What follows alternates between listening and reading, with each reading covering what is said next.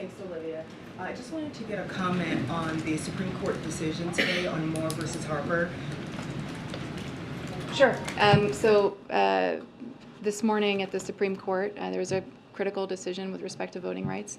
As you know, this has been an enormous priority for the President and the Vice President since the day that they entered office to strengthen and shore up voting rights in this country. And so we're pleased that the Supreme Court rejected the extreme legal theory presented in this case, which would have interfered with state governments, which would have opened the door for politicians to undermine the will of the people, and would have threatened the freedom of all Americans to have their voices heard at the ballot box.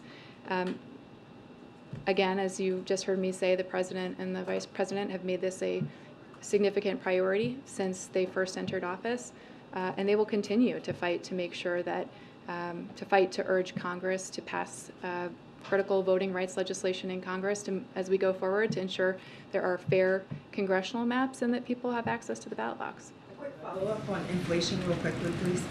So you mentioned that the White House believes inflation is moderating. The Bank of America CEO, Brian Moynihan, said in an interview today that we think it'll take Fed officials all of this year and all of next year into 2025 before they get inflation in line with their long-term target. Does the White House agree with this assessment? I certainly am not going to make any predictions from here, economic forecasts from here. All I can say is what Lil said a few moments ago, which is that we've seen inflation come down significantly over the past year, 50% over the last year, 11 months straight. And we're going to continue to do everything in our power to keep lowering costs for the American people and continue making all that progress.